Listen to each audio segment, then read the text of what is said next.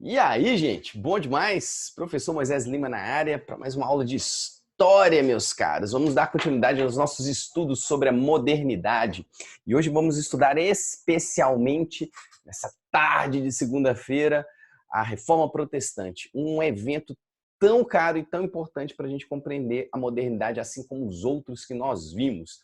Vale a pena, se você tiver perdido algumas conexões, dar uma olhada nas aulas anteriores. Mas, de qualquer forma, vamos nos debruçar sobre a Reforma Protestante agora. Estou compartilhando a tela com vocês. E aí, para vocês não se perderem, sempre eu estou dando situando vocês cronologicamente. Então, a Idade Moderna é o período em que acontece a Reforma Protestante. Só que eu tenho que ressaltar algumas coisas primeiro, como sempre. A Idade Moderna, gente, não se esqueçam, ela começa em 1453.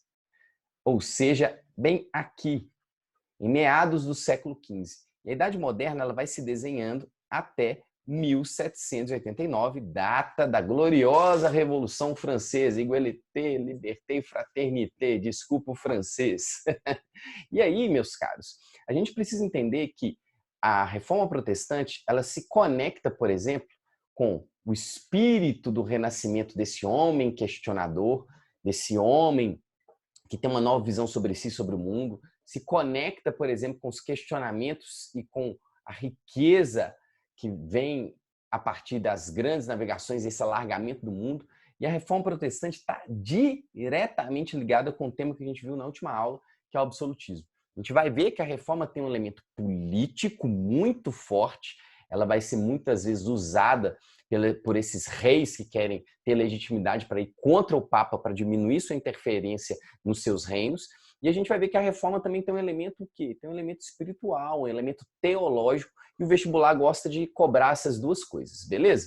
Para falar melhor da reforma, eu preciso falar desse cara aqui, ó, que está na minha tag. Esse cara é o famoso Martinho Lutero. Luterão da massa, para os íntimos, é um sujeito que vai ser muito importante nesse processo conhecido como Reforma Protestante.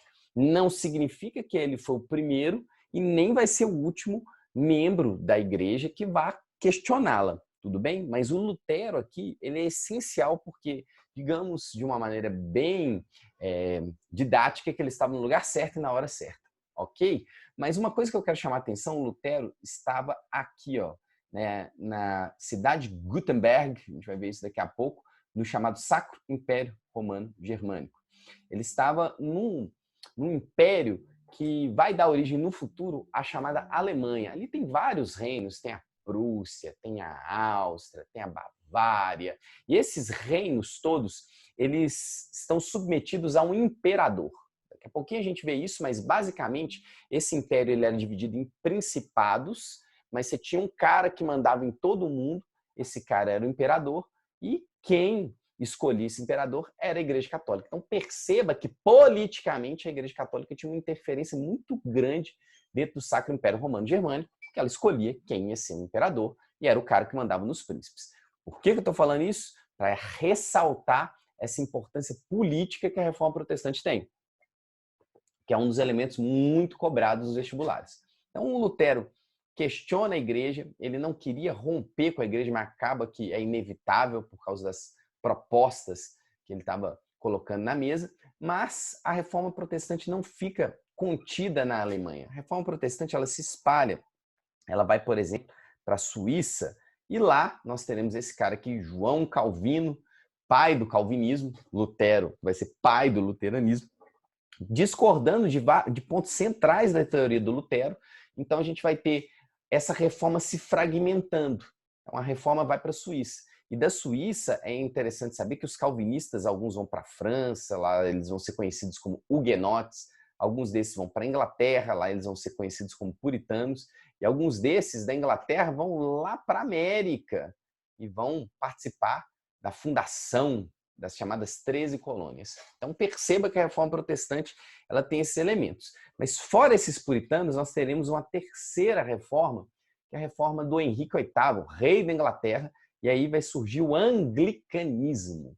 Então nós temos essas três principais correntes que questionam o status quo, o poderio da Igreja Católica sobre o cristianismo no Ocidente. Mas eu já tenho que deixar claro para vocês que outras reformas acontecem, como, por exemplo, a dos anabatistas ou como do John Knox, mas essas são menos importantes em relação a essas reformas que eu acabei de passar do ponto de vista do vestibular, beleza?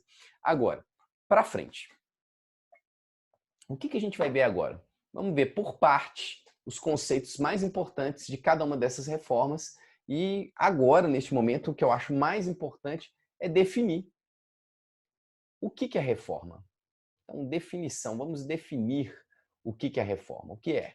Então, a primeira coisa, a reforma é a ruptura do monopólio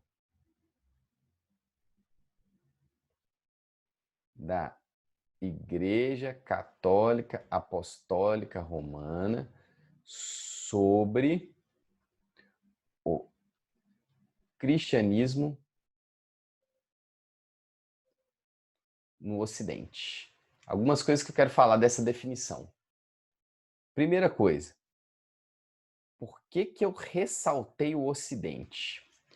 Porque antes dessa reforma aqui, dessa ruptura, na verdade, do cristianismo, você já teve uma ruptura do monopólio da Igreja Católica no Oriente, em relação ao cristianismo, que foi a cisma do Oriente que acontece lá no século XI, quando você vai ter a criação da Igreja Bizantina, ou a Igreja Ortodoxa, o cristianismo ortodoxo, que nasce lá na Idade Média.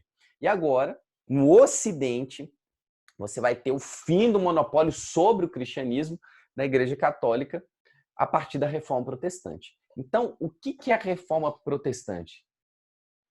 Definição. O que é a Reforma Protestante? Essa perda do monopólio do cristianismo no Ocidente, beleza? E aí a gente tem que entender como que a Igreja Católica tão poderosa, ela vai perder o monopólio do cristianismo. Na sua cabeça já deve estar pipocando um tanto de coisa de outras aulas, e é isso mesmo, a gente não consegue entender por que a Reforma Protestante aconteceu sem conectar com as mudanças que estão acontecendo na Idade Moderna. Mas, sem passar o carro na frente dos bois, como diria minha avó, vamos ver de forma didática aqui alguns pontos. Primeiro, por que aconteceu, né? Por que aconteceu? Vamos ver algumas causas estruturais. Primeiro, a gente pode falar que no início da Idade Moderna, a Igreja Católica está passando por uma crise moral. E aí eu vou colocar 3 elementos que explicam essa crise moral. Primeiro, o Papa estava sofrendo severos questionamentos por pessoas da própria Igreja Católica e por membros do clero. Por quê? Os papas no início da Idade Moderna eram papas humanistas.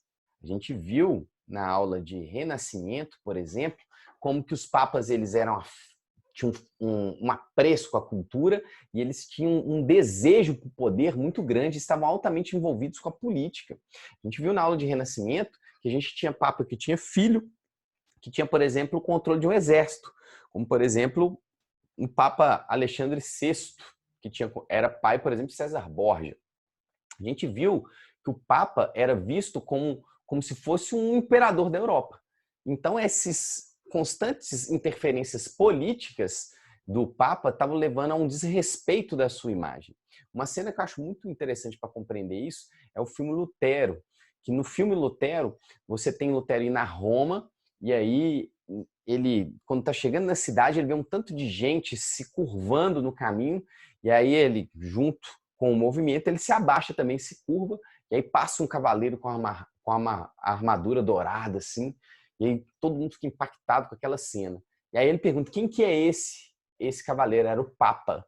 Então perceba como que esse Papa está com um elemento fortemente ligado à política, e isso vai desgastando o papel da igreja. Fora isso, nós temos 2 fatores aqui que eu acho muito importantes para levar o entendimento dessa crise moral do clero.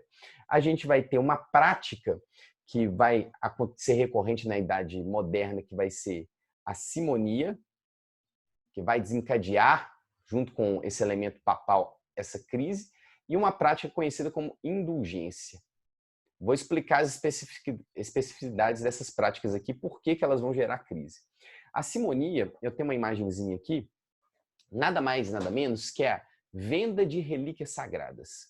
Na Idade Moderna, galera, a Igreja Católica como um todo estava precisando de grana. Para quê? Mesmo tendo muitas terras, mesmo você tendo toda essa opulência histórica, a Igreja Católica ela queria se transformar Roma, a cidade de Roma, como uma grande referência, mais uma vez, cultural, econômica. Então, a Igreja Católica queria reformar a Basílica de São Pedro, que é a atual igreja que você tem a sede do cristianismo. É a maior igreja do mundo, é a maior igreja católica do mundo.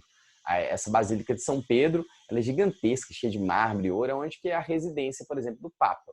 E aí um ponto que eu quero chamar muita atenção aqui é que uma das formas de arrecadar esse dinheiro era a venda, por exemplo, de relíquias sagradas. Então a simonia é a venda de relíquias sagradas, pedacinho da cruz de Cristo, a lança que furou o lado de Jesus, você tinha membros de profetas, cabeça de João Batista. Só que por que se dava treta?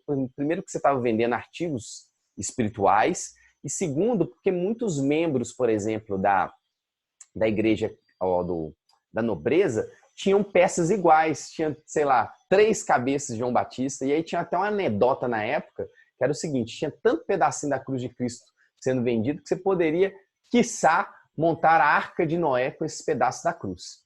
Fora a simonia, então, que vai gerar esse desgaste em relação ao cristianismo, por causa desse elemento mercadológico, outro elemento vai sofrer um desgaste e está relacionado com o dinheiro, que é a prática das indulgências. Tem uma outra imagem aqui. Indulgência, galera, significa perdão.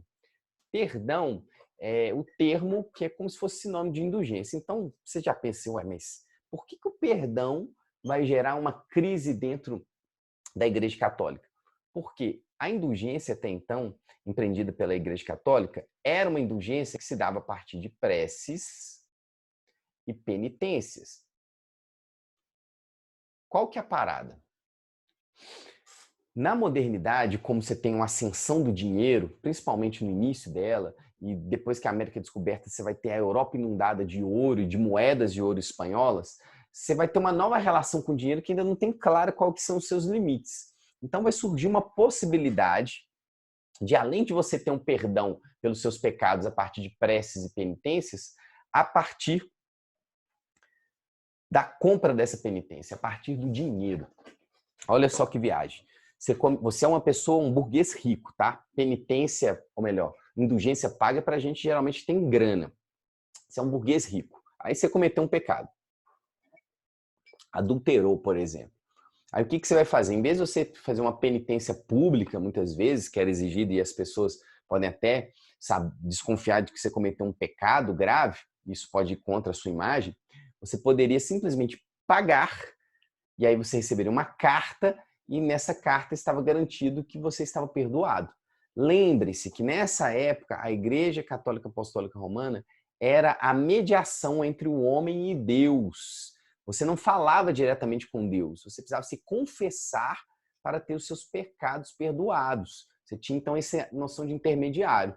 Já adianto que isso vai ser uma das teclas que o Lutero vai martelar até de que deve ser mudado, que o Deus perdoa em qualquer lugar, em qualquer circunstância. Beleza? Isso na visão do Lutero. Então, a cobrança de indulgência vai gerar desconforto em membros da Igreja Católica. Assim como Lutero, outros vão questionar isso. O último ponto que eu quero falar sobre indulgência, que é uma coisa que aparece muito em vestibular, é o seguinte: dentro desse perdão pago, vai surgir uma outra possibilidade ainda, que a galera está usando a razão nesse momento para pensar as coisas práticas, que eu acho assim bem peculiar. Nessa época, galera, começou a se pensar o seguinte: já que eu posso pagar pelo perdão, será que eu posso pagar pelo perdão de pessoas mortas? E aí, qual que vai ser a parada? Imagina seu tio lá, que não era assim uma pessoa das melhores, mas também não era das pessoas piores, é o famoso morno. É o cara que vai para onde? Que vai para o purgatório, segundo essa leitura.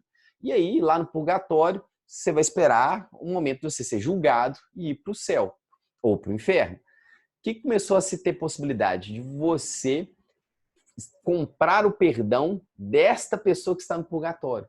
E aí até se tinha uma expressão na época, que até parece em vestibulares, que a cada moeda que caía no gasofilácio Era uma alma de um fiel que saía do purgatório em direção ao céu.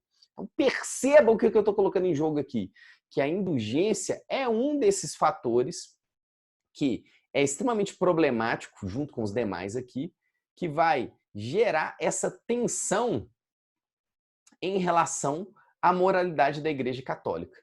Então, se a gente falou de um fator 1, que é o que eu mais demorei de propósito, que é o que mais aparece nos vestibulares como causa estrutural da Reforma Protestante, é essa crise moral que o clero está passando. Obviamente, nós temos outros fatores, que eu vou pontuar agora, por exemplo. Com as grandes navegações e com principalmente o renascimento cultural, a gente pode dizer que a Igreja Católica ela vai passar por uma crise intelectual. Então, as grandes navegações vão questionar, por exemplo, a ideia da Terra ser o centro do universo, por causa da orientação a partir do astrolábio, da bússola. As grandes navegações vão questionar a ideia de que não existia outro mundo, outros continentes, e vai se perceber que existe outro continente. O renascimento vai gerar um conhecimento sobre o corpo humano a partir da dissecação de cadáveres. Então, tudo isso, junto, por exemplo, com a peste negra e com os ditos lá de Galileu, Giordano Bruno, tudo isso vai gerar uma crise de dentro da igreja, que era detentora do conhecimento, sobre as suas bases do conhecimento. Então, isso vai arranhar, isso vai tirar, de certa medida, a força de verdade da igreja. Obviamente, isso contribui para que as pessoas questionem a igreja. E, por fim, o terceiro fator aqui, a gente tem uma crise teológica. Tem várias ordens dentro da Igreja Católica. Ordens é como se fossem facções, tá? Grupos. Então, você tem várias vertentes dentro da Igreja Católica. Mas, basicamente, nessa época, você tinha uma treta entre os agostinianos, que eram uma galera mais assim fervorosa, vou usar a expressão radical no bom sentido. E vocês tinham os tomistas, que são seguidores de Tomás de Aquino. Beleza? Então, basicamente, você tinha os agostinianos, que eram aquela galera mais raiz, assim, que acreditavam no cristianismo mais separado, mais, vou dizer, menos mundano, um cristianismo mais isolado. E você tinha os caras que seguiam Tomás de Aquino. Basicamente, galera, a treta que está tendo aqui é os seguidores de Agostinho geralmente eram mais adeptos ao platonismo e os seguidores de Tomás de Aquino eram seguidores de Aristóteles. E aí, qual que é a parada? Pensa comigo. Platão não tem essa coisa da idealização do mundo perfeito ser o mundo das ideias, desse mundo aqui ser um mundo de corrupção. Então, os agostinianos, eles meio que desprezavam esse mundo aqui, então eles eram mais reclusos, eles eram contrários veementemente a essas coisas que estão rolando aqui. E os tomistas já acreditavam que a gente tem uma liberdade para exercer a vida aqui na Terra. E essa vida na Terra pode ser bem exercida e a gente continua com a nossa fé. Então, de maneira bem sintética, então, esses três elementos aqui geram essas causas estruturais para a gente entender a reforma. Agora, a gente vai sacar que a reforma ela tem uma historinha, ela tem uma historicidade ligada a esse cara aqui, Martim Lutero. Então, quem que é Martim Lutero? Martim Lutero é filho de um mineiro, ou seja, um cara que não é de Minas Gerais, mas um cara que trabalhava nas minas da cidade de Gutenberg. E aí, Martim Lutero, na verdade, Gutenberg é outra cidade próxima, Martim Lutero ia estudar direito. Só que Martim Lutero, quando ele ia começar o seu curso, indo para a faculdade, como vocês irão daqui a um tempo, caiu um raio perto dele. E este raio, ele interpretou como sendo um sinal de Deus para que ele largasse a sua vida mundana e ingressasse na vida religiosa como um padre. Então, Martim Lutero vai fazer um seminário, vai estudar teologia, vai aprender latim, grego, vai se tornar uma pessoa erudita. E depois que ele se forma, ele vai assumir uma igreja na cidade de Wittenberg. E aí, qual que vai ser a treta? Quando Martim Lutero está nessa preparação para ser padre, tudo aquilo que eu falei, indulgência, simonia, o rolê que ele dá em Roma, tudo isso vai gerar um mal-estar nele, até mesmo um conflito interno muito grande, porque ele sabia da hierarquia da igreja, via as coisas que aconteciam nas práticas e ficava num conflito, porque o que ele lia na Bíblia, que agora que ele aprendeu a ler grego e latim, não era condizente com aquilo que ele via na prática da igreja. Então, Lutero começa a questionar e pensar. Tanto que quando ele assume a igreja de Gutenberg, daqui a pouco eu falo melhor desse mapa aqui, quando ele assume a igreja de Gutenberg, ele vai colocar no papel 95 pontos, as famosas 95 teses, 95 pontos em que ele acredita que a igreja precisa melhorar. Então, são 95 teses que fazem duras críticas à igreja. Então, duras críticas à Igreja Católica Apostólica Romana. Agora, umas coisas interessantes. Fixar coisas na porta da igreja, gente, era absolutamente normal. Não tem nada de revolucionário nisso. Se você for numa igreja católica ainda hoje, você vai ver lá, por exemplo, que as informações da igreja, a comunicação da paróquia com a comunidade se dá a partir de coisas afixadas na porta da igreja, muitas vezes. O problema é que nessas 95 teses, você tinha um teor muito crítico, principalmente às indulgências, é o ponto que Lutero mais criticava, e principalmente a esse aspecto político da igreja. Então, Lutero, de cara, ele coloca que a igreja católica apostólica romana, ela não deveria se influenciar em questões políticas. Não deveria se envolver com a política. E aí, galera? Essa vai ser uma ideia que Lutero não vai tirar do sovaco, não, tá? Ele vai se inspirar num camarada aí chamado Wycliffe, que a gente fala daqui a pouco. Mas quando Lutero coloca essas duras críticas, a gente tem que pensar duas coisas. Primeiro, a Igreja Católica não gosta e vai chamar o Lutero para trocar uma ideia. Segunda coisa, quando ele faz essas duras críticas, principalmente em relação à política, quem vai curtir pra caramba essa ideia são aqueles camaradas que eu falei no início da aula, os príncipes alemães. Por quê? Pensa comigo. Se você é um príncipe aqui da Boêmia, altos nomes de cerveja, você tem aqui a Bavária, cadê a Bavária? Você tem a Boêmia, Bavária, tem mais outra aqui, altos nomes de cerveja. Mas entenda aqui comigo, se você é um sujeito que está nessas regiões aqui, está cansado da interferência do Papa, você está cansado da subserviência do imperador, você está doido para ter alguma justificativa para diminuir essa influência e galgar a sua liberdade. E qual que vai ser a treta? Esses príncipes não tinham legitimidade. Por quê?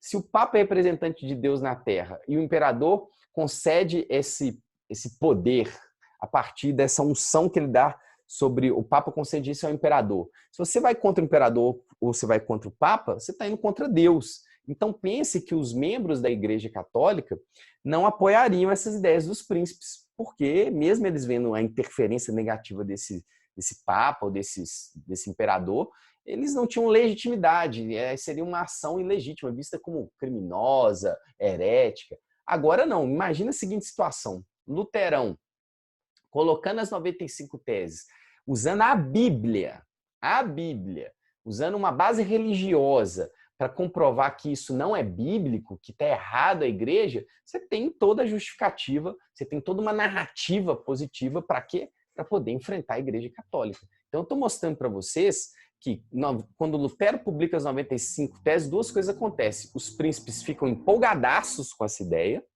e a Igreja Católica vai questionar o Lutero.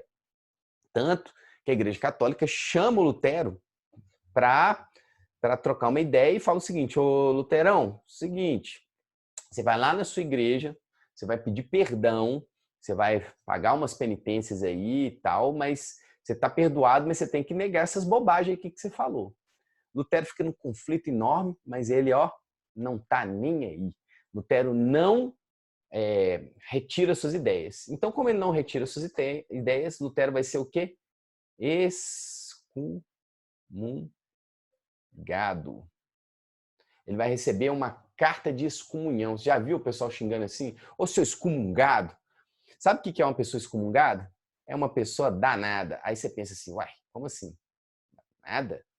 Uma pessoa danada é uma pessoa condenada ao inferno que perdeu a sua fé. Professor, você está falando isso na boa? É. Olha quantas vezes a gente fala assim com o nosso sobrinho. Ô, seu danadinho. Então você está falando assim, ô, seu condenadinho ao inferno. Então perceba o que eu estou falando aqui. Lutero, você não vai esquecer mais, foi excomungado, recebeu uma carta de excomunhão e passou a ser danado ao inferno. O que o Lutero faz com essa carta? Ele vai para uma praça em Wittenberg, e aí, que nem o Jimi Hendrix, aquele guitarrista que colocou fogo na guitarra, ele coloca fogo, faz assim, ó, coloca fogo nessa carta de excomunhão. Então aí ele cruzou todas as linhas. A chance de ter um consenso com a Igreja Católica foi para o brejo, ou melhor, foi para o fogo. E aí qual que é a parada? Lutero vai ser perseguido. Lembra que tem tribunal de inquisição, essa coisa toda. Mas como eu disse, Lutero despertou o interesse político dos príncipes. Então, esses príncipes vão proteger Lutero. Então, Lutero, protegido nesse momento desses príncipes, ele vai fazer o quê? Ele vai aproveitar para solidificar a sua teoria sobre o cristianismo e para traduzir essa Bíblia. Então, a gente vai ver, agora, uma das coisas mais importantes da aula. Qual é a visão teológica de Luterão? Qual que é a visão teológica de Lutero? E a gente vai ver, galera, que como a gente está tratando de seres humanos e como a gente está à luz da história, que o Lutero também vai ter algumas coisas que ele vai ter que explicar melhor, mas a gente vê isso daqui a pouco, sem spoiler.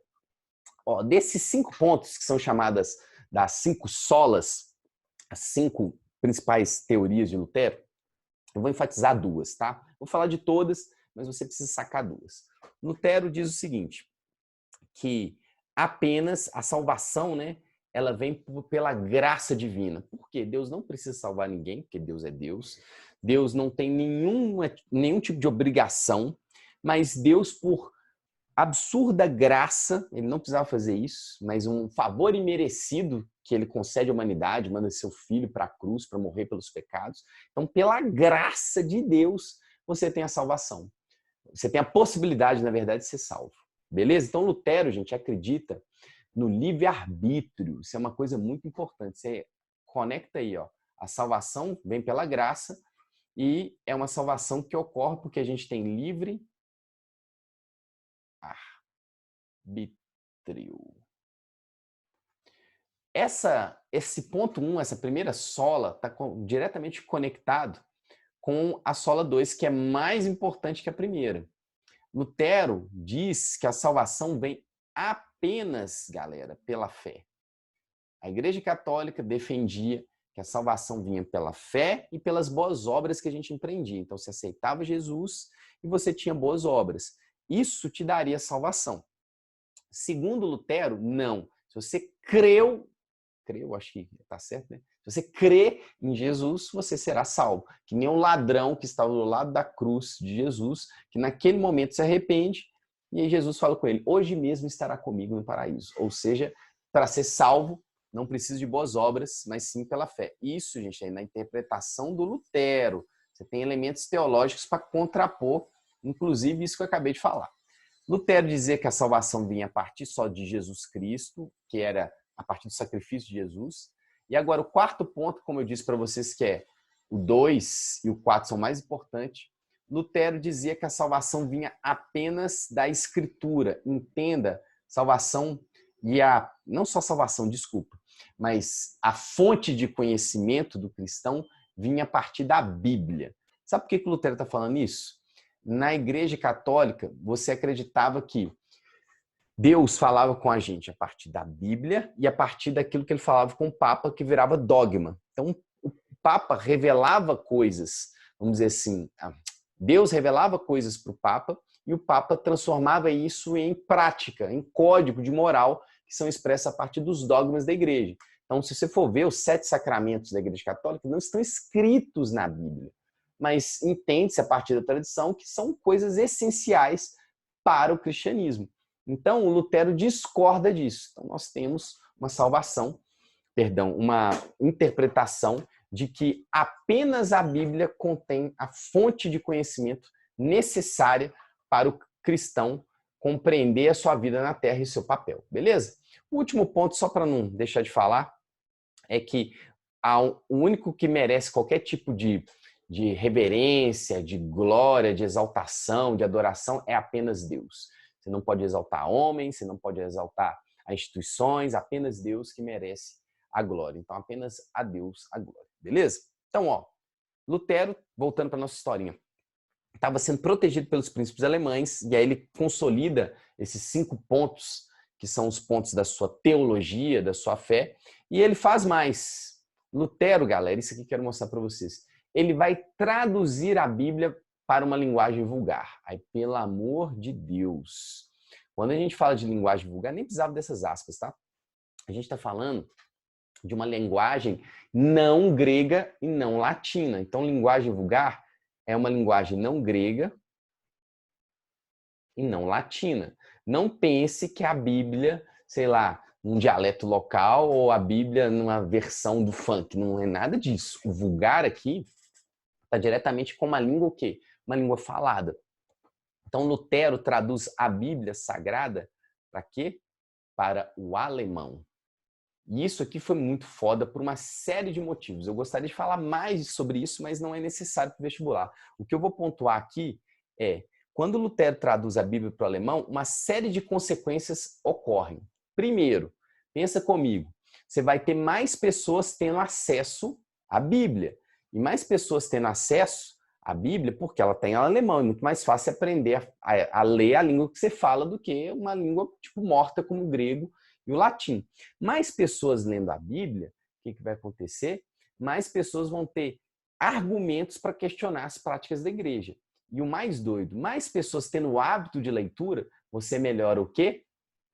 A atitude crítica sobre o mundo. Então, olha só que doido. O fato da Bíblia ser um livro que todo mundo queria ler vai gerar uma prática nova, uma habilidade nova, habilidade de leitura. E com o desenvolvimento dessa habilidade de leitura, as pessoas vão ficar restritas apenas à Bíblia, vão começar a ler outras coisas. E isso vai desenvolver um senso crítico. Tanto, tem um amigo meu que aborda isso na sua tese de doutorado, é muito legal que a partir da tradução da Bíblia, você tem um desenvolvimento de uma hermenêutica. Sabe o que é hermenêutica? É uma capacidade de interpretar um texto no seu contexto. É você conseguir interpretar esse texto de uma maneira assim, uma maneira ideal. Não que exista a maneira certa de interpretar um texto, não é isso, mas uma maneira, vamos dizer assim, mais sofisticada. Isso é muito interessante. O último ponto sobre isso que eu queria falar é que por que isso dá certo neste momento? Porque na época que Lutero traduziu a Bíblia para o alemão, você tem esta máquina aqui sendo inventada. Que máquina é essa? É a famosa imprensa de Gutenberg. Galera, sabe por que isso aqui é importante? Um livro na Idade Média, além dele ser uma coisa restrita, de difícil acesso, ele era, caro. E aí, com a imprensa de Gutenberg, você vai ter uma melhoria na produção dos livros. Os livros vão ficar mais baratos. Olha só que doido esse exemplo. Isso aqui é como se fosse uma réplica. Antes, você tinha um monge copista lá na Idade Média, que ficava escrevendo. E aí a função dele era copiar a Bíblia e outros livros. Livros de Aristóteles, livros de Platão. Então, ia fazendo aquele livrão em couro, todo pintado à mão. Era caríssimo você ter livro, além de ser restrito. Agora, você monta uma placa com as letrinhas aqui da página que você está montando, e aí você faz tipo um carimbão. Puf, puf, aqui, ó. E aí você vem assim, ó, prensando. A produtividade explodiu, foi lá para cima. E aí sabe o que eu acho doido demais? Com isso você vai ter um acesso à informação e você vai ter uma circulação dos saberes. Graças ao quê? Graças a essa imprensa. Sabe o que é o doido disso aqui? Não é forçação de barra nisso, isso é comparação feita por historiador. Com a descoberta da imprensa na época do Lutero, a gente pode comparar a revolução que aconteceu com a internet. Quando a gente tem a internet, você não tem uma democratização dos saberes? Tem muitas críticas sobre isso. Mas, de fato, os saberes ficaram mais fáceis de serem acessados. E aí é muito comum você comparar, só para você entender o que foi a imprensa, que não foi só uma maquininha lero-lero. Ela simplesmente leva a uma transformação do acesso ao saber. Não tem como você pensar em iluminismo sem, estou adiantando, tá? Iluminismo lá do século XVIII, sem pensar em imprensa e sem pensar o quê? A reforma protestante, com essa prática da leitura. Isso aqui é muito legal. Então, os príncipes alemães protegem o Luterão, Lutero traduz a Bíblia, e isso vai gerar uma série de transformações na Alemanha, no Sacro Império Romano Germânico, para ser mais preciso. Beleza? Agora, o que a gente vai ver que é muito importante? Falei mais dessa parte teológica, falei dessa questão bíblica, agora a gente vai voltar para a parte política. Lembra que eu falei dessas duas vertentes? Uma coisa que já caiu em vestibular em São Paulo é essa ideia aqui, ó, que o Lutero ele vai tirar parte da sua crítica à interferência católica nas questões políticas. Esse cara aqui é o John Wycliffe. Wycliffe dizia o seguinte, que o poder no mundo, ou seja, o exercício do poder, ele é dividido, para você ter ordem no mundo, em dois poderes. O poder temporal, que é o poder político. Esse poder político, para o Wycliffe, é o poder dos reis. A espada vai ser o símbolo desse poder. E o poder atemporal, que é o poder da fé, que é o poder da igreja. Então, basicamente, a expressão é o seguinte. Quem comanda o corpo do indivíduo é o Estado, é o rei, e quem comanda a alma do indivíduo é a igreja. Comanda no sentido de conduzir, de levar a uma situação melhor. Então perceba o que eu estou querendo chamar a atenção aqui. O Wycliffe diz isso e isso vai influenciar o Lutero. Lutero vai vir com essa mesma ideia que vai ser apoiada pelos príncipes alemães. Só que aí, como eu disse para vocês, Lutero tem algumas coisas peculiares exatamente sobre isso, que para alguns são as manchas na história de Lutero. O que eu quero que vocês entendam? Agora eu estou falando da expansão das ideias de Lutero e, obviamente, os atritos que isso vai gerar. Olha só que maluco. Teve um cara, que é o que está nessa xilografura, para gastar aqui, chamado Thomas Müntzer. Thomas Müntzer, que é esse sujeito que tem até uma trema aqui, para ficar certinho. Thomas Müntzer era um seguidor de Lutero, só que ele radicalizou as ideias do Lutero. Sabe o que ele falou? Falou assim, olha, o Lutero está certo, a gente tem que voltar à Bíblia.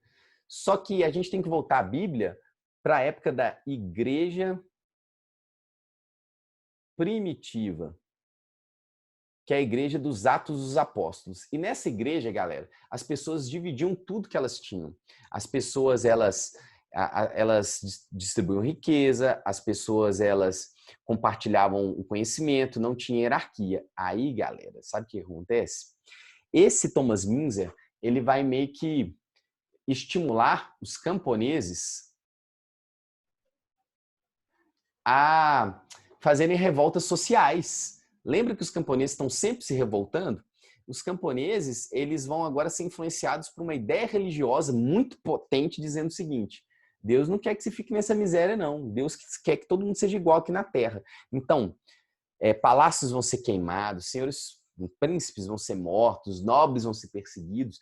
E aí, galera, vai ter uma treta. Por quê? O Lutero não falava de que o poder espiritual era dos príncipes e que o poder espiritual, o poder político era dos príncipes, o poder temporal. E aí os príncipes vão lá bater na porta do Lutero e falar assim, ô Lutero, o que a gente faz com esses caras aí? Eles são camponeses, estão falando que são reformadores, de que isso é a vontade de Deus. E aí o Lutero é apertado, e o Lutero vai dizer o seguinte, ele vai fazer um discurso, que é muito famoso, que é o discurso sobre... O nome do discurso é Sobre Ovelhas e Lobos. E aí eu vou agilizar aqui nossa aula. O discurso sobre ovelhas e lobos basicamente diz o seguinte, abre aspas. A ovelha ouve a voz do pastor e ela pode ser conduzida por esse pastor, ela pode ser admoestada por esse pastor, ou seja, repreendida por esse pastor, porque ela ouve a voz desse pastor, reconhece o pastor e segue o seu pastor. O lobo, ele não reconhece a voz do pastor, não segue o pastor, e se o pastor tentar dialogar com o lobo, esse pastor será devorado pelos lobos. O lobo entende apenas a espada. Esse foi um trecho, né, que eu citei mais ou menos parecido com o que o Lutero escreveu. Esse trecho, o Lutero basicamente está dizendo o seguinte: esses camponeses são como lobos e eles só vão entender a força e a espada. Então ele consentiu um massacre de camponeses, o que é conhecido como massacre dos anabatistas, que é essa, vou usar o termo seita, porque é uma facção menor do cristianismo. Então essa seita que queria esse cristianismo mais social, mais primitivo, e recebia o nome de anabatista porque eles eram contra o batismo das pessoas que eram crianças, de crianças, porque eles acreditavam que você tem que ter a idade adulta para escolher se você vai querer ser cristão ou não, ou tentar pensar sobre sua salvação. Beleza? Agora, o Lutero, como eu disse, vai apoiar os príncipes alemães, vai dar legitimidade para os príncipes alemães.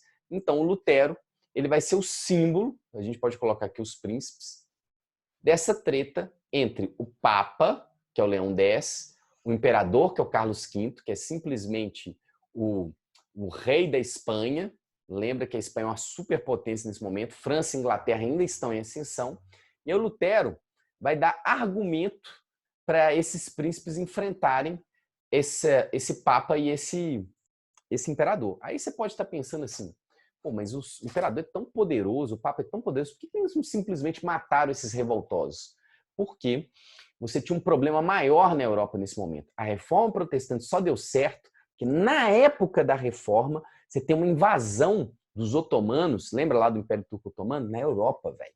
Esse cara que é Solimão o Grande, é o Solimão, ele chega às portas de Viena, lembra? Viena é a capital da Áustria, que é no Sacro Império Romano Germânico.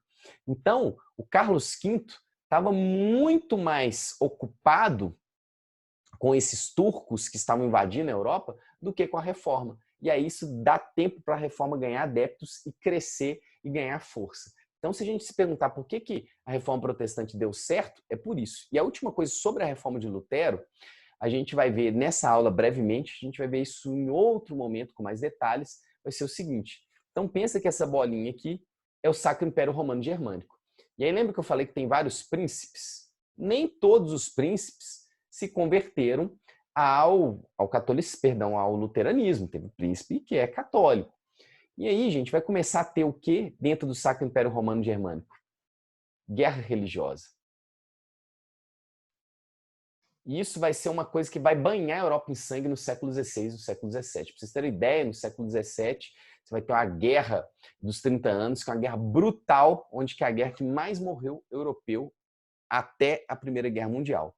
Essas guerras vão ser tamanhas que aí você vai ter um cessar-fogo, que vai ser a famosa Paz de Augsburgo, onde que vai ser reconhecido no Sacro Império Romano Germânico a tolerância religiosa aos luteranos. Isso é muito importante para a gente entender como que os luteranos eles vão, a partir desses confrontos, estabelecer a sua tolerância. Então, a Paz de Augsburgo diz o seguinte: se o príncipe for católico e você for luterano, não tem problema. Porque antes da Paz de Augsburgo, você tinha que adotar a religião do seu príncipe. E isso dava muita treta. Agora, uma coisa importante é a gente abordar de maneira bem rápida o calvinismo e o anglicanismo. Já adianto para vocês que o anglicanismo eu não vou falar praticamente nada. Por quê? Na aula de revoluções inglesas, nós vamos perceber esse anglicanismo na Inglaterra de maneira mais detalhada, porque não tem como entender a Revolução Inglesa sem entender o quê? A Reforma Protestante. Beleza? Então, ó, para frente. O que a gente vai sacar agora? João Calvino era, como mostrei lá no início da aula, um seguidor de Lutero. Ele vai discordar de Lutero na interpretação que ele faz da Bíblia, porque Lutero disse que adotou num primeiro momento a livre interpretação da Bíblia, depois ele vai se arrepender. Mas a grande questão é que João Calvino ele vai discordar de Lutero, e o que os vestibulares geralmente cobram sobre o calvinismo é qual que é o ponto de maior discordância em relação ao luteranismo. Se Lutero acreditava no livre-arbítrio e na salvação pela fé, Calvino acredita na predestinação. E o que seria predestinação? De uma maneira bem tosca, tá, gente? Mas e bem resumida. Predestinação, basicamente, é Deus já escolheu, desde a criação, pelos seus motivos, a gente não sabe quais são, quem vai para o céu e quem vai para o inferno, quem está salvo e quem está danado. E aí, não existe livre-arbítrio, porque Deus ele só criou a existência é só uma fruto da vontade de Deus. Então, tá vendo como que essa questão da liberdade humana, o que a gente pode fazer, o que a gente não pode fazer, é uma grande questão filosófica? Tem muitos filósofos que vão se deparar e ter problemas com isso. Discutir, tá, até que ponto tudo é um destino, tá tudo escrito, ou até onde tem margem, tem um espaço de liberdade pra gente. O Calvino não acredita nisso. Aí você pensa assim, mas e aí? Como que a gente vai... Por que ele vai ter seguidores? Porque o Calvino disse, Deus já escolheu. Mas a gente não vai saber quem são os escolhidos. Mas tem como a gente desconfiar a partir de uma coisa que são sinais, isso aqui também vestibulares adoram, da salvação. E o que seriam esses sinais da salvação? Eu vou fazer um esquema aqui muito legal, que é um esquema que é elaborado por esse cara aqui, ó, Max Weber, mas os sinais da salvação é elaborado pelo Max Weber interpretando o Calvino, tá, gente? Os sinais da salvação são aqueles que indicam quem são escolhidos e quem não são. Você nunca vai saber, mas tem como você desconfiar. Primeiro sinal da salvação, para ver se você é um cara que é um escolhido de Deus. Você tem que ter um dom. Então, se você não consegue nem soltar papagaio no ventilador, você não consegue nem fazer, sei lá, uma estrela, você possivelmente não é uma das pessoas escolhidas por Deus, porque Deus escolhe esses que já têm talentos. Só que não basta ter talento, você precisa transformar esse talento em uma profissão. Então, se você faz alguma coisa, só você faz e não ganha dinheiro com isso, você não é um dos escolhidos por Deus. Mais do que isso, se você tem uma profissão, você precisa ter o quê? Sucesso, você precisa ter prosperidade. Agora, cuidado, prosperidade aqui não significa ser rico. Seu negócio precisa dar certo. Além de prosperidade, você tem que começar a acumular. Porque assim você vai ter uma vida o quê? Uma vida com propósito.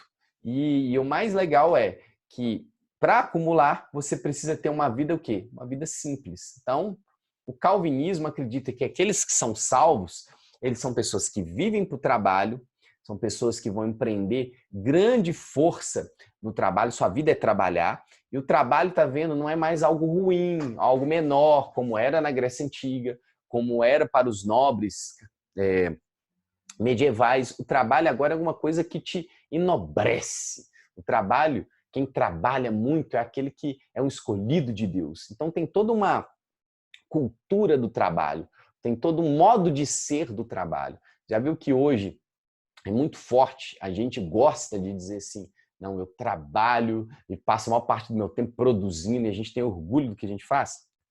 Aí é uma herança, em certa medida, desse jeito de ser moderno, vai ser muito influenciado pelo calvinismo. Já digo para vocês que o grupo social que vai mais gostar dessa ideia vai ser a burguesia. Pensa, vai encaixar igual dedo no nariz. Porque a burguesia já é um grupo que está procurando seu espaço na sociedade, que trabalha muito, ou seja, a burguesia vai abraçar o calvinismo. Agora, uma coisa importante. O calvinismo, na Inglaterra, ele vai ser chamado de puritanismo, porque ele vai se espalhar da Suíça. E na França, esse calvinismo vai ser conhecido como o calvinista, né?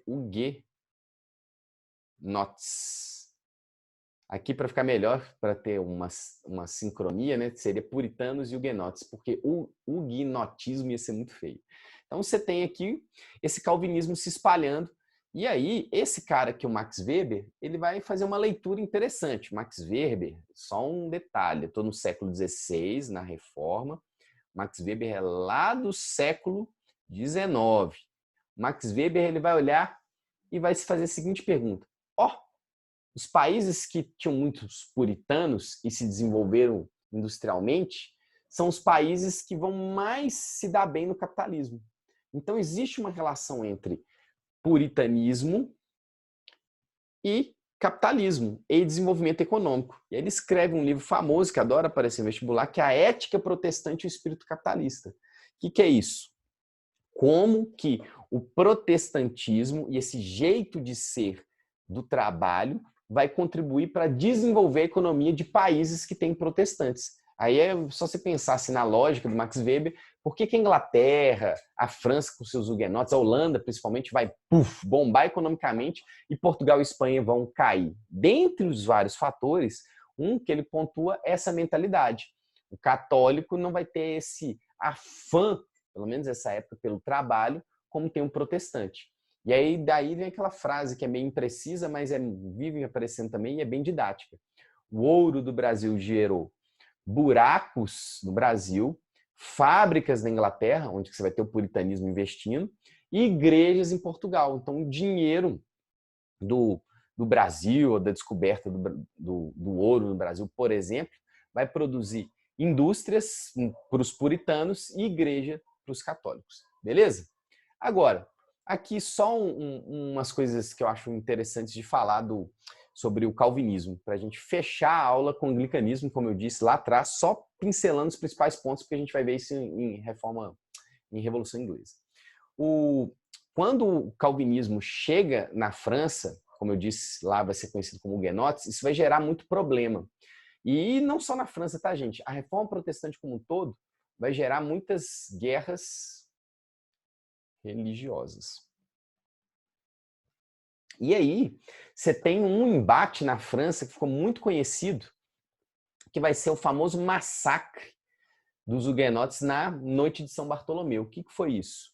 Os católicos que estavam bolados com uma certa tolerância que o rei da França na época dava a esses calvinistas, que era o rei Henrique II, esses católicos vão armar uma cilada para os católicos que moravam na França. No dia de um feriadão, olha só, no dia de um feriado, eles simplesmente à noite vão nas casas, tipo um casamento vermelho Game of Thrones, vão nas casas dos calvinistas, dos huguenotes, na calada e sai matando geral. É o que está representado nessa imagem aí.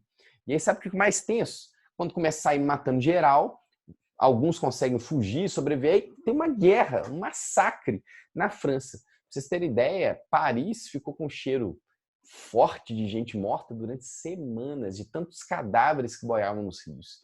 E aí, galera, a noite de São Bartolomeu é um exemplo de como que a Europa vai viver uma intolerância religiosa muito grande, pelo menos no século XVI e XVII. Aí eu vou dar um spoiler de um próximo encontro nosso. Olha que doido. Não é à toa que aí você tem, isso a gente já viu, o Estado se unificando para tentar mediar essas guerras religiosas. E mais, na Inglaterra, você vai ter uma guerra tão brutal religiosa que o príncipe, o rei lá vai perder a cabeça. O rei Carlos I vai ser decapitado no meio de uma guerra civil religiosa. O que a Inglaterra vai fazer? Pausa dramática. Vai criar o Estado laico, irmão. Vai criar o Estado laico. Sabe para quê? Para que o Estado não penda para nenhum lado. Porque quando o Estado tendia para um lado, dava guerra religiosa e muita gente morria.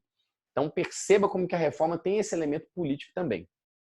Agora, depois do massacre de São Bartolomeu, a gente vai ter o rei, como eu disse para vocês, Henrique II. Eu estou na dúvida se é Henrique II ou quarto, mas acredito que é Henrique II. A gente vai ter o Henrique criando um documento semelhante à Paz de Augsburgo, que é o chamado Edito de Nantes. O Edito de Nantes é um documento que dá tolerância aos huguenotes, por exemplo, na França. E isso aqui é importante. Agora, para fechar a aula, como eu disse, o senhor Henrique VIII. Henrique VIII, galera, esse senhor bonachão, foi um rei que praticamente ele vai unificar, vai concluir o processo de unificação que foi começado com seu pai, Henrique VII. E para unificar o poder, né, na Inglaterra, ele percebeu o seguinte: eu preciso ter grana e eu preciso afastar a influência da igreja.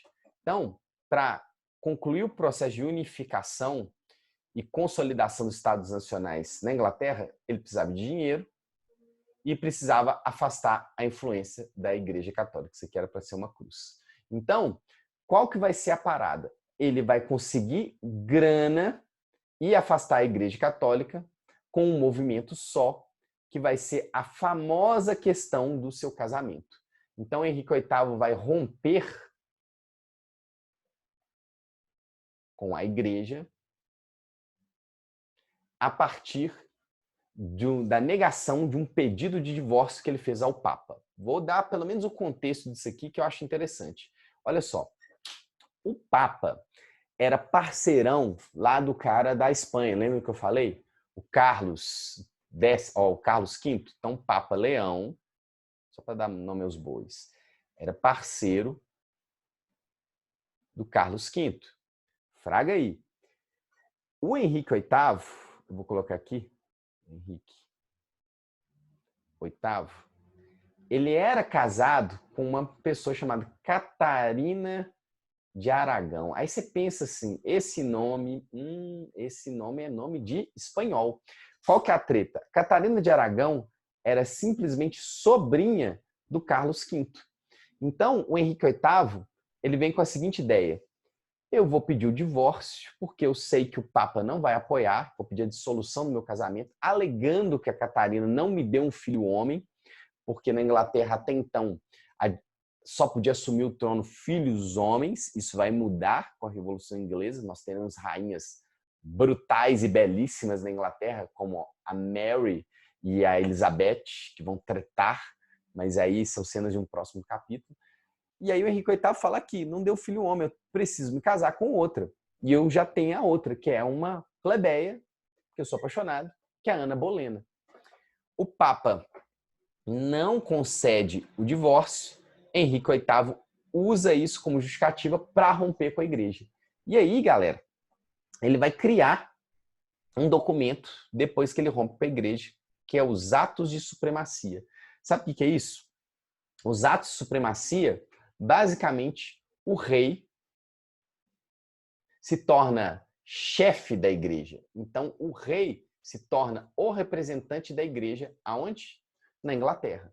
Tanto que a palavra anglicanismo, se a gente for olhar aqui, o ângulo vem da palavra o quê? Inglês. Então é como se nascesse a igreja da Inglaterra, a igreja inglesa, em que o rei é o chefe dessa igreja. E mais, além do rei ser o chefe dessa igreja, você tem as leis civis sendo superiores às leis religiosas. Então, o rei é a autoridade máxima na Inglaterra. Isso expulsa, por exemplo, a influência do Papa. E quer mais? O Henrique VIII, a partir desse documento, ele vai tomar as terras da igreja. Por quê? Lembra que eu falei que ele estava precisando, nesse outro esquema meu aqui, de dinheiro? Ele vai conseguir esse dinheiro tomando essas terras e vendendo essas terras, principalmente para quem? Para os puritanos, que era a galera que tinha dinheiro. Então perceba como que a gente vai ter na Inglaterra dois protestantes, aqueles que vão ser seguidores do Henrique VIII, do anglicanismo, e os puritanos, que vão ser seguidores do calvinismo, mas que estão lá na Inglaterra. Uma coisa para a gente fechar nossa aula é o seguinte, que eu acho muito importante. O Henrique VIII vai ser um sujeito que vai conseguir administrar bem os diversos interesses dos anglicanos, os interesses dos puritanos e até mesmo dos católicos, que ali ficaram bem satisfeitos, mas ele vai administrar. A sua filha, que vai assumir o trono, também vai administrar, mas a bomba vai estourar quando acabar essa dinastia do Henrique VIII, que é a dinastia Tudor, e uma outra dinastia ascender o poder, que é a dinastia dos Stuarts. Mas isso são cenas dos próximos capítulos. Então, encerrando a aula de reforma, o que a gente precisa ver por último sobre os anglicanos, como que era a teologia dos anglicanos. Os anglicanos, eles tinham um culto parecido com o protestante, então a gente fala de uma fusão de valores católicos e protestantes. Como assim? A igreja, o modelo da missa era muito parecido com o modelo católico. Mas os sacramentos eram muito parecidos com os modelos protestantes. Por exemplo, você não tinha santos dentro da igreja, você não tinha uma série de coisas. Beleza? Agora, fechando mesmo a aula, vamos falar de como que a Igreja Católica reagiu a toda essa imposição, a toda essa perda de território pelos protestantes. Galera, a Igreja Católica, depois que vence os turcos, ela vai se reunir na cidade de Trento e vai fazer o famoso Concílio de Trento. Concílio é reunião, ocorreram vários na história da Igreja Católica. E nesse concílio, a Igreja Católica vai tomar algumas medidas. Por exemplo, medida 1, ela vai reafirmar que o Papa é o enviado de Deus. Então, ela vai bater de frente nessa ideia de que o rei também é o enviado de Deus, ela vai reafirmar a autoridade do Papa. Segunda coisa, aqui se a gente fosse usar uma linguagem mais precisa, ela vai reafirmar a ideia de veneração dos santos. Por quê? Os luteranos consideram isso ilegal. Eles acreditam que ter santos na igreja é uma espécie de adoração a esses santos, coisa que a Bíblia considera ilegal, adorar outros deuses. Na interpretação da Igreja Católica, isso não procede, que não é uma adoração, é uma veneração, e os santos têm um outro propósito, não tem nada a ver com considerar aqueles santos semelhantes a Deus, essa resenha toda não, beleza? A Igreja Católica, ela, sobre as indulgências, ela não, isso aqui é uma pegadinha, viu, gente? Muito importante isso. Ela não vai acabar com as indulgências. Muita gente acha que a Igreja Católica, depois do Concílio de Trento, acaba com as indulgências. Não. A Igreja Católica, ela não permite mais a cobrança de indulgências. Não vai ter mais indulgência paga, mas vai continuar tendo indulgência, que é perdão, ora. Existe a confissão até hoje. Então, você vai ter o perdão por penitências e você vai ter o perdão a partir de preces, beleza? Então, você tem a proibição da comercialização. Agora, esses 3 últimos tópicos são os mais relevantes. Isso aqui, ó, geralmente é pé de página, muito difícil de cair. Eu já vi questões falando isso aqui, mas vestibulares bem chatos. Agora, esses 3 pontos são os mais recorrentes. A partir do Tribunal de Inquisição, do Concílio de Trento, é formada a Companhia de Jesus, que são os jesuítas, que vão ser uma tropa de elite da Igreja Católica, vão ficar tão poderosos que lá na frente, no século XVIII, vão gerar até problemas para a Igreja Católica, tá? De tão autônomos que eles vão ficar, mas a Companhia de Jesus é uma tropa de elite da Igreja Católica que tem como função divulgar o Evangelho, gerar treinamento, ou seja, a Igreja Católica vai reconhecer que tinha coisa errada. Então a gente fala que a Igreja moderna, católica, nasce aí. Ela vai centralizar mais, vai dar treinamento para os seus padres, vai corrigir muito das práticas que eram consideradas ruins pelo Lutero, mas ela não vai mudar os seus dogmas. Essa é uma coisa importante, ela não muda, ela reafirma os seus dogmas, ela tira aquilo que está errado. A Igreja Católica ela vai criar uma lista de livros proibidos, obras, teatros, que é o Index Librorum Prohibitorium, parece magia do Harry Potter, mas é isso. A gente vai ter essa lista de livros proibidos, que é uma espécie de censura, e vai reabrir a Inquisição, o Tribunal do Santo Ofício.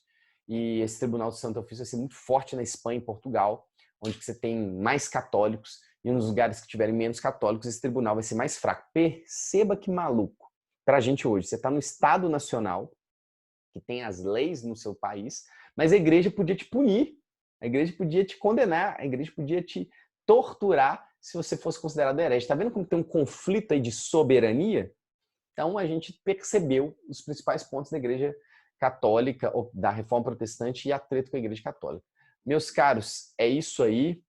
Até mais, um abração, tamo junto, é nóis, falou!